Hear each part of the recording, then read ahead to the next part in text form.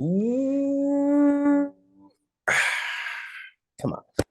What is up, everybody? And welcome back. Welcome back to another episode of Meat on the 50. You know what it is. It is our review episode where we are reviewing the action that took place in the NFL. And we're just going to get into it because we got some action to break down. So let's start the show.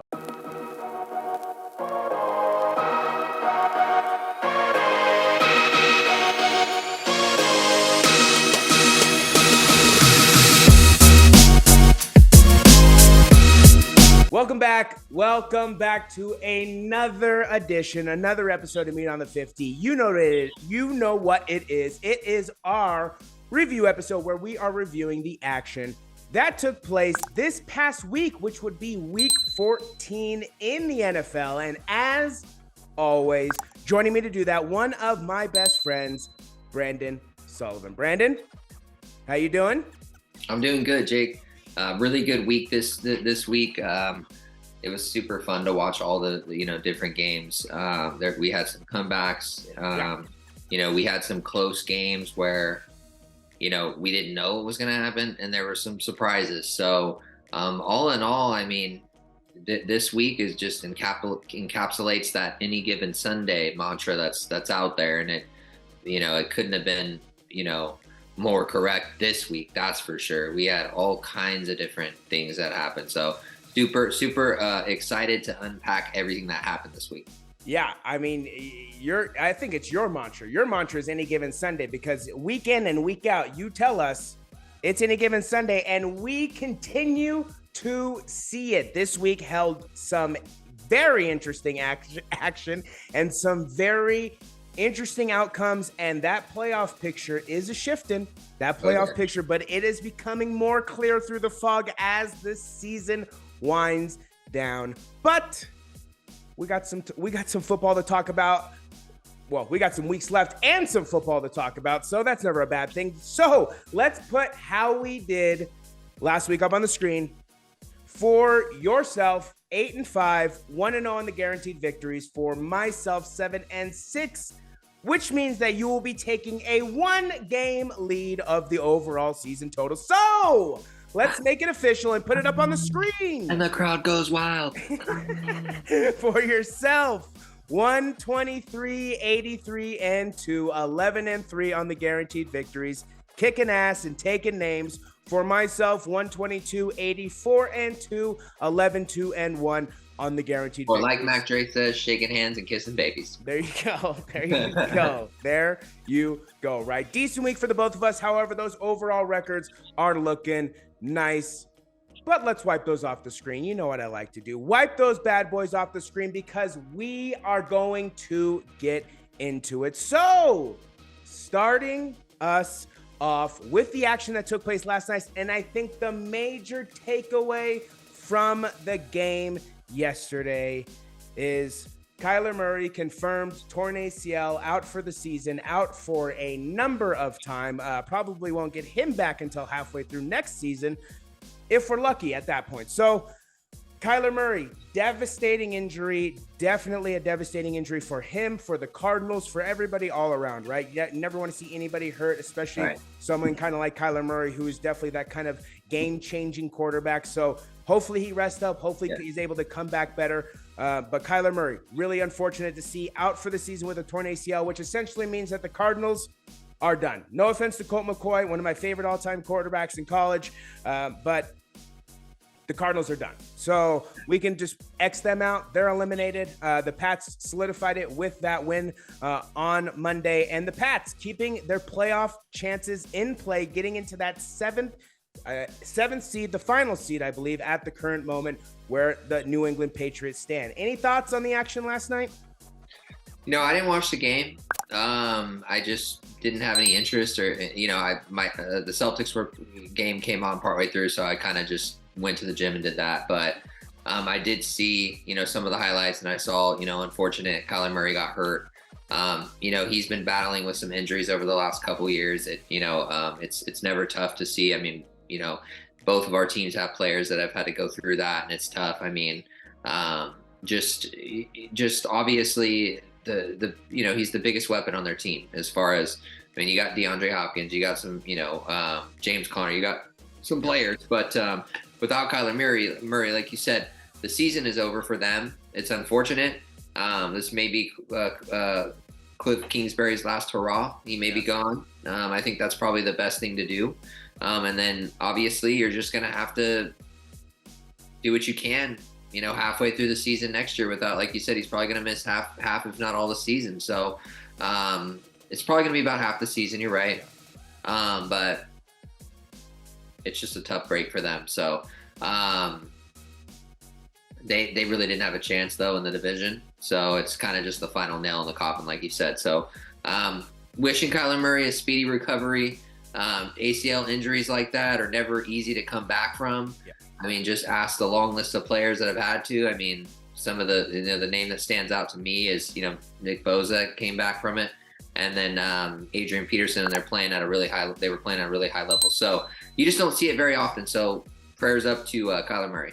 Yeah, definite tough loss for the Cardinals. And then the Patriots on the other sideline having their own mix of issues with Matt Patricia being a horrible offensive play caller and Mac Jones essentially throwing a hissy fit every single down now, which is very interesting to see. I will be very curious to see what Bill does about this, because I don't think Bill's going to let this go on very long, although it is kind of... Well, no, but you're a big Mac Jones guy, so you tell me, what do you think? Well, Mayo Mac, I think is going to be, I don't think... No, but how do you feel? As a big Mac Jones fan, how do you feel? God himself could come down and be Mac Jones' offensive coordinator, and it would not will him to a successful career. No, I know, but you're a big fan of his, so I'm trying to figure out how you feel. I'm going to fan out that mouth of yours if you don't knock it off.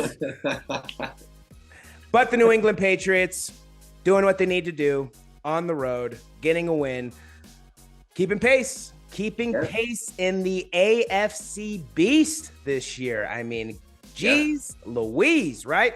Moving on to Thursday, and I don't know how much more of a laughingstock a team can possibly become in a single season. But here we go. Let's try it, right? So the Las Vegas Raiders have now suffered their second most embarrassing loss in franchise history. One season, two most embarrassing losses. First, you lose to a guy who's never coached before at any level, comes off a couch, wills a professional team to a victory over a team who's been doing it all season long. All right, I didn't think it could get any worse than that, but boy, oh boy, do the Raiders just know how to slap you across the face and tickle your butthole. Holy moly. Because now we have a guy who gets picked up on Tuesday, less than 48 hours with the team. The team then asks you to go into the game. Oh, and then by the way, you're just going to have a chance to lead the game-winning drive. And oh, by the way, you're just going to take the team on an 8-play, 98-yard, 1 minute and 35-second drive to beat you. The Raiders never cease to amaze, I know, certainly me, and I'm sure others. And I definitely called it last week saying that this was a game that the Raiders could easily Raider up. And I mean, how much more Raider up can you get than Derek Carr throwing two of the most ugly picks you've ever seen in your life? I mean, get a Pop Warner out there. Get a little 6-year-old quarterback out there, and he can make better passes, I guarantee it. Your thoughts on one of the most embarrassing franchises in sports? Yeah, I mean, they started off the game, they did pretty well at the beginning of the game. I will say that, Derek Carr was making some good throws. Devontae Adams making some big plays. Josh Jacobs doing his thing.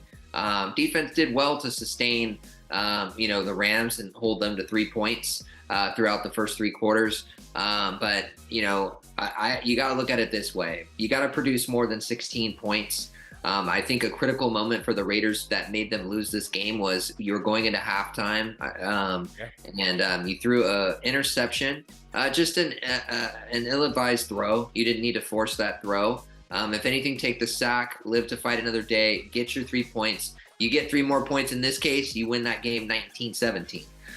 So it's just it was such a critical moment because that separated you from being up 2 possessions to now, or being able to have, a 3 possession lead to 2 possessions. Give Baker Mayfield credit. He's had a lot of controversy this season. He's been going through a lot. And for him to go in and learn Sean McVay's, some of Sean McVay's playbook that quickly, because we know that Sean McVay Kyle Shanahan have very complex playbooks. So for him to come in and learn that and put together some really, I will say this, he was throwing dimes. And towards the end of the game, he was throwing dimes. I didn't get to see, I only saw bits and pieces of the game, but I did go back and watch the highlights because I wanted to see how, what Baker did on one of those drives I missed. And he was dropping dimes. And so give him credit because last time I checked, he doesn't have Cooper Kupp. And, there's another receiver that I'm thinking of that they don't have. And then Allen Robinson, there you go. That's another weapon. And then, just to not have those 2 receivers out there. And obviously last year you had Odell too. So 3 big receivers that the Rams don't have at their disposal.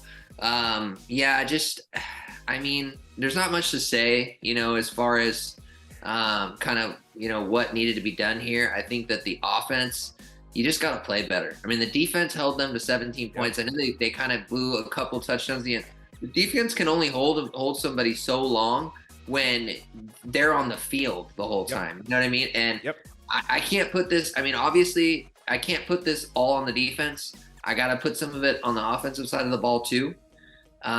Derek Carr's got to make better decisions. You had a golden opportunity to win 4 straight games, and and to keep your hopes alive in the playoffs.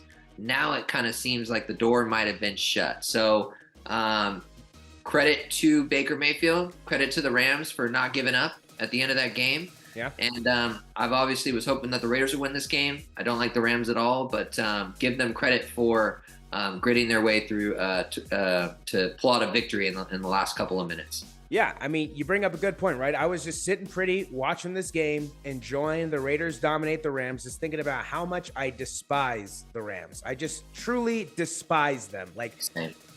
Al Michaels despises them. When he was saying that the announcer kept yelling, "Whose house?" and everyone was saying Raiders house because no one is a Rams fan. And how everybody shows up fashionably late. No, they're just not real fans.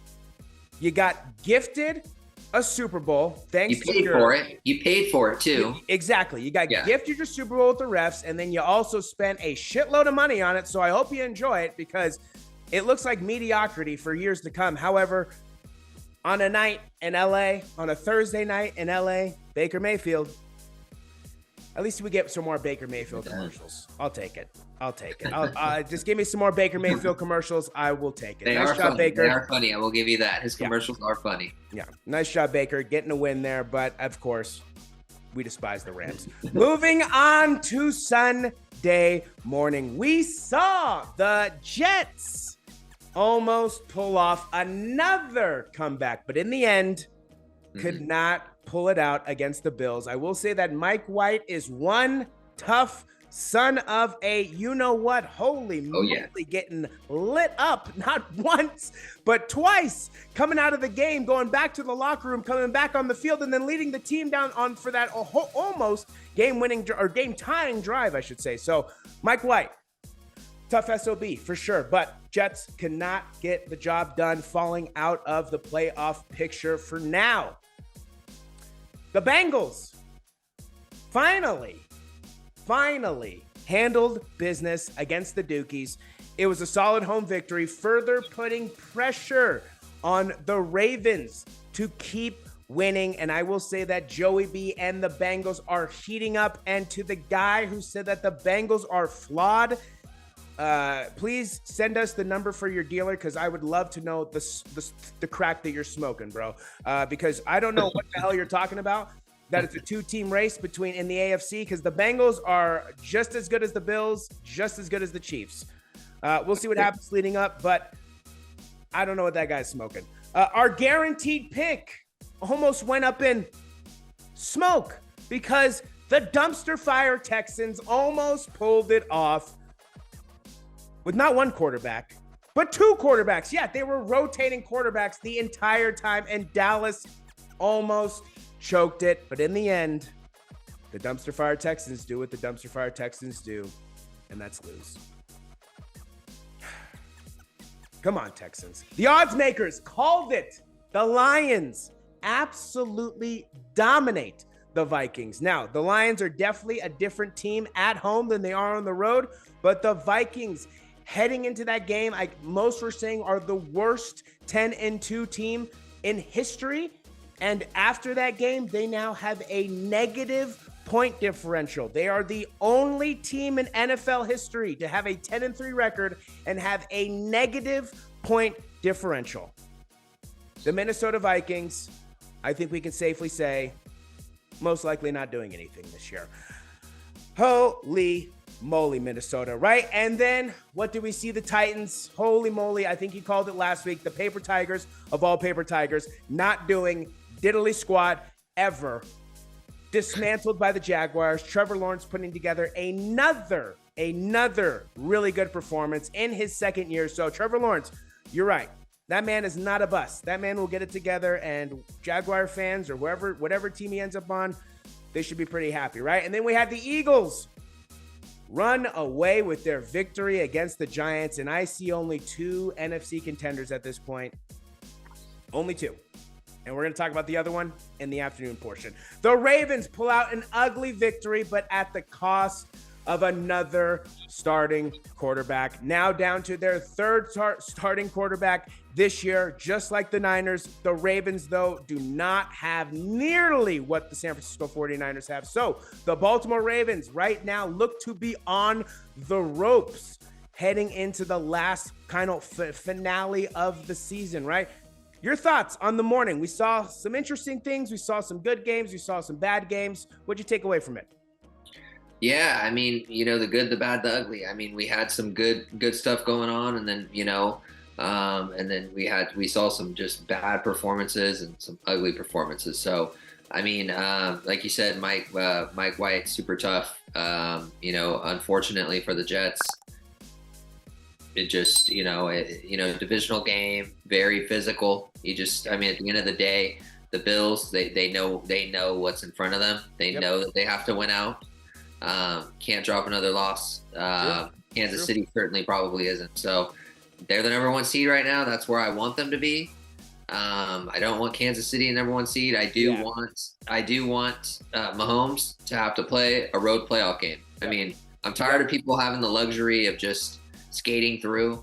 I know you earned it, whatever, but there's some luck in there where the Ravens and the Titans faltered and you got a home play. I'm sick of it. So you need to play all three playoff games. I don't want you with the bye, and I want you to have to actually go through people because you skated to the Super Bowl a couple times, and I'm done with that. So yeah, I'm done with the Chiefs. I'm sure everybody understands. Yes, they beat my team. I'm very bitter.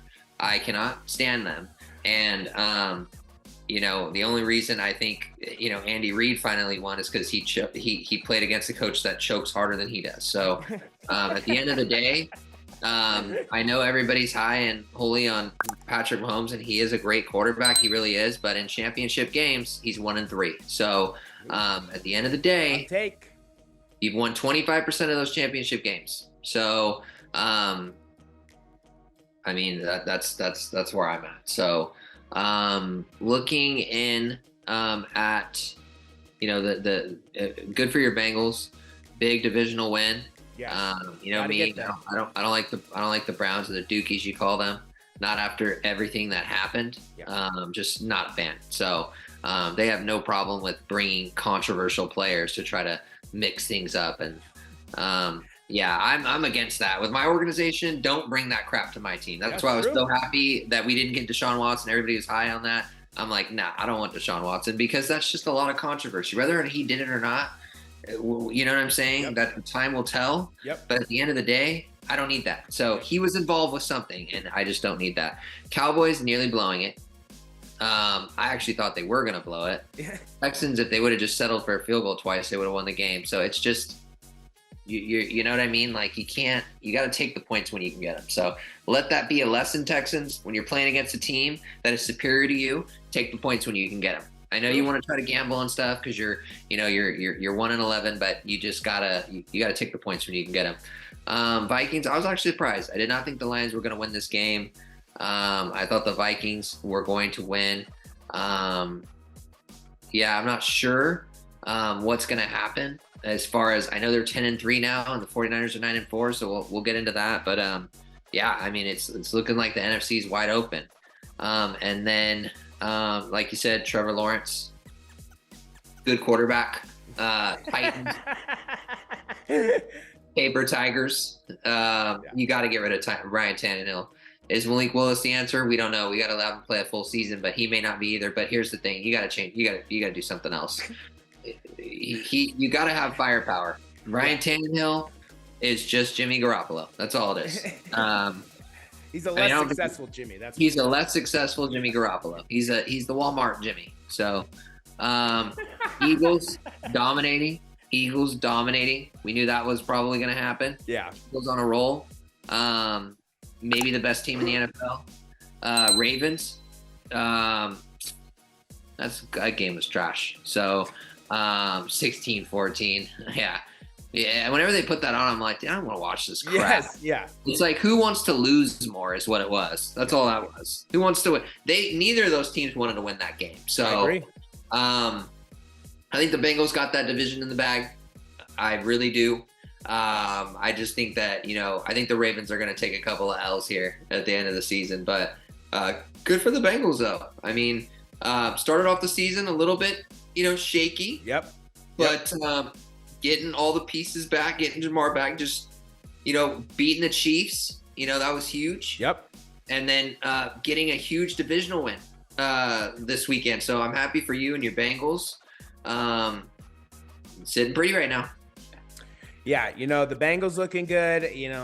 Man, the Eagles looking good. Like you said, Jalen Hurts definitely making quite a statement for that MVP conversation for sure. But the morning action, like you said, I think you put it best. We had some good, we had some bad, and boy, there was some ugly in there. But, we got some good action overall, I think, in the morning. But like you said, Bengals, Eagles, Vikings. What is going to happen with the Minnesota Vikings, right? We'll have to stay tuned and watch. But moving on to the afternoon, the Donkeys, they did what nobody expected them to do, and they actually put up points against the Chiefs, surprisingly. But in the end, they couldn't pull out a victory. No surprise there. The Niners absolutely nuked Tom Brady's return home, giving up only a TD in the second half. And I think someone said that last week too on our picks episode. Man, I'm on fire, man. Just tune in because you're going to get good stuff, okay? Jeez Louise, right? And Tom, what more do we need to say about Tom Brady? After the game, staying on the field and literally introducing himself, or just letting every person who wanted to meet him, just meet him, give him their time, attention, his time, his attention. Class act, Tom Brady. And that was great to see. Great highlights. If you haven't seen it, definitely recommend you to see that. But the Niners, man. Second straight week, taking a big injury. However, Niners fans, I have some good news. It is just a sprain, and they expect him to return back in the regular season. So that means we have a 3-week timetable. After what that's seen there with Debo, I don't think there's much more that you can hope for than a 3-week timetable. Maybe a little bit more, depending on how the Niners and Brock Purdy do, or in other words, we call him something else. We call him BC, Brock. But, Brock Purdy, balling out, baby. First quarterback to ever beat Tom Brady in his opening debut in the NFL. Brock Purdy, man, running all over the field, throwing the ball all over the field. No matter who is back there for the San Francisco 49ers, they look like they are the most complete team in the NFL. And I'll tell you what, that is exactly what championship DNA looks like, folks. You want to look at what championship DNA looks like? It's the San Francisco 49ers organization at this current moment. Will they fulfill their destiny? We'll find out. The Seahawks give you a gift and drop a game to the Panthers at home. You love to see that. So, your thoughts on the afternoon? Yeah, starting off, with 3 games, the Chiefs game. Yeah, I wasn't expecting it. Denver put up a fight towards the end, and I was hoping that Denver pulled it off. They look. What do you know? They scored more than 10 points. So they did. Surprised they did it against the Chiefs, because that's the one team I thought they wouldn't. But 28 points. Yeah, we can give them golf claps. Good job. Yeah. You get a gold star. There you go. You get a gold star for trying. But Broncos almost had it. What a joke. Panthers, Seahawks. Thank you, Panthers. Yeah. That's all I got to say. Panthers, you came through. You look good. You know what I'm saying? Like, balling Sam out. Darnold. Yep, Sam Darnold balling out in Seattle. I think it was a wire-to-wire victory, if I can remember correctly. But yeah, I mean, you had Seattle on the ropes the whole game. We saw some gimmickry towards the end of the game, but you're able to fend that off. Good job, Panthers, beating the Seattle Seahawks, which means the San Francisco 49ers go into Seattle on Thursday night and snatch victory from the hands of defeat. We are the 2022-2023 NFC West champs. So there you go. Need that. That ensures us a home playoff game. Yep. Need that. Yep.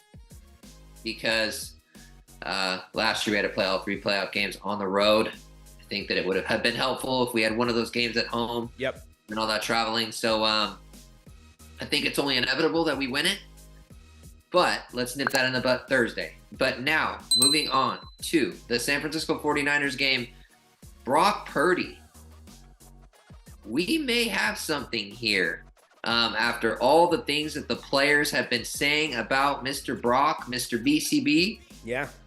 He is, his preparation is unmatched. His leadership and what he requests from his players is unmatched. He's yelling at him. He's telling him, you need to do this, you need to do that. He's making audibles in the game. He's calling things out. He's moving in the pocket. Yeah. He's poised in the pocket. He's taking those hits. He had 2 20 or 30 plus yard touchdowns in one quarter. Yep. Jimmy Garoppolo, 1 in the last 3 years. So we might have something. And Brock Purdy, who would have thought, 262nd pick in the 2023 NFL draft, didn't even know that the name was Mr. Irrelevant until this year because it's one of our players. Yeah. Unbelievable. Yeah. That this guy came in after 2 other quarterbacks were hurt and blew out the GOAT 35-7, 3 total touchdowns, 1 rushing touchdown, 2 touchdowns, a perfect dime to Christian McCaffrey. Yeah. And a shoulder fake to get Brandon Ayuk the extra time needed. Yeah. He probably could have let him a little bit more, but it was I don't care. 35-7. McCaffrey balled out. Did not expect us to. You did. You called it. Yeah. I didn't think it would happen. I thought history would repeat itself in a way where it was going to be close. But just super, super stoked for Brock Purdy and his family. Yeah. Well, his dad was in tears. It's just, it just goes to show. Kurt Warner. Yeah. He's got the Kurt Warner number 13. It's true. Tom Brady, 6th round. You never Could know. this be a diamond in the rough? Never know. Do we have a quarterback controversy on our hands? I think we're going to find out. We got 4 games left in the season. 49ers. Give me your thoughts on Brock Purdy, man. Yeah, Brock Purdy was moving the ball. You know, the nicest thing about Brock Purdy that I don't think it's talked about enough is his quick release. Boy, does this guy get the ball out of his hand in a nanosecond. And that's what you want. You want the Tom Brady timing where that ball is in your hands, snapped into your hands, and it is out of your hands. It is not, it's in a single motion. Boom, back, up, out. That's all it is. And that's all Brock Purdy does a great job at. It's just basically his timing. He can sense the pressure. He knows that it's time to get rid of the ball, and that's what he does. He gets rid of the ball. Yet to make really kind of any stupid mistakes, any really rookie mistakes for that matter. I mean, normally you would see like a dumb interception or a dumb fumble or a dumb sack or a dumb intentional grounding or something like that. We have not seen any of that so far from Brock. So Brock is coming in, and I told it. I said it last week. All we need him to be is Taylor Heineke. You said it, 3-2. That's what we're hoping for. All we need is 3-2, but boy, oh boy. Yeah, the Niners. I told you, most complete team in the NFL. And man, do they are, I mean, at every position is solid. Every position, whether across the board, they don't lack any talent. So the San Francisco 49ers, my opinion, yeah, they're the franchise to be right now. They have the best lineup, the best pieces. And the best thing is Brock doesn't have to play amazing. He doesn't need to play amazing with those weapons out there. Now, let's let Debo get some rest. You have Debo for that playoff run, and boom, who knows what's going to happen. But Brock Purdy so far has come out looking electric. That's for sure. And lastly, we saw on primetime, the Dolphins drop back-to-back games against a team that just likes to linger. Sorry, it's the Chargers, right? Sorry, I'm talking about the Chargers if you don't know. The lingerers, I should call them. The Chargers get themselves back into the playoff hunt. I know I was writing their obituary, but somehow they're back into the playoff hunt. Are they getting into the playoffs? Probably not because of the Chargers. But the biggest thing from last night was the Chargers finally had all their weapons on the field, and Allen, Williams, and Eckler, and that does make a big difference for Justin Herbert. However, is it a little bit too late? We're going to find out. Your thoughts on what we saw on Sunday night? Well, no, first off, and you know, they say they linger. What do they linger like? I mean, they linger. Well, they're not as bad as Pittsburgh, so they're not a stinky wet fart. They're just a stinky fart. Okay, got it. Yeah. Okay. Thank you. I just wanted to figure that out. So the Chargers, consistently inconsistent. Yep. You never know what you're going to get from the San Diego Superchargers. You just don't know what you're going to get. You don't know, are they going to have a game where Justin Herbert goes off? Are they going to have a game where he struggles and the defense just plays like trash? Are they going to have a game where they have the lead and they choke it away? Are they going to have a game where they come back late and pull it off? You don't know. Yep. And just the inconsistency, it's hard to keep up with the Chargers. So not much to say about that game other than Tyreek Hill's touchdown was amazing. Couldn't believe that. That was crazy. Like, of course, this guy is just goes to show why the Chiefs won the Super Bowl. That's a great point, right? I mean, like, I was thinking about, like, if Tyreek was on the Bengals, it would be over. Like, it would be legit over. Like, nobody would win. He is definitely a human cheat code. He is unbelievable. I mean, that's really, I mean, that touchdown, he just further proves how, like, of an interesting weapon he truly is, where, like, people definitely underestimate him. I mean, there's no reason to not underestimate him with his size, but then while you're underestimating him, he just blows by you and he's 40 yards down the field while you're still on the 20-yard line. So Tyreek Hill is absolutely incredible. The Dolphins, they beat the 49ers in the Super Bowl. He's the reason. He is the sole reason. If you wouldn't have got that on 3rd and 24 or whatever, 4th and 20, you would have lost. Yep. So it's facts. It's facts. Yep. I mean, Tyreek Hill, a human cheat code if we have ever seen one, right? The Dolphins dropping games at the wrong time of the season. This is the worst time to drop games, especially in that division that you are in. So the Miami Dolphins need a bounce back in the worst way coming up this week. And the Chargers,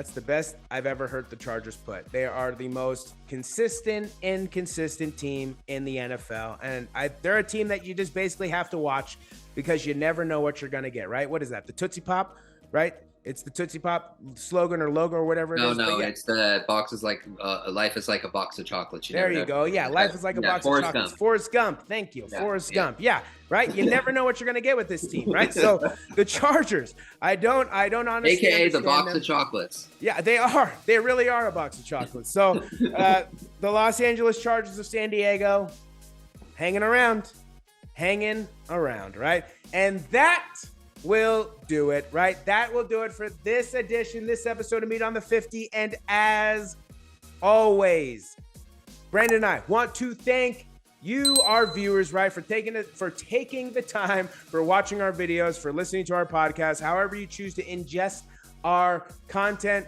We want to thank you. Whether you're a new viewer, returning viewer, we hope that we continue to keep you coming back for more. And if last week's episode and this week's episode doesn't prove it, just listen to what we're saying because we know what we're talking about.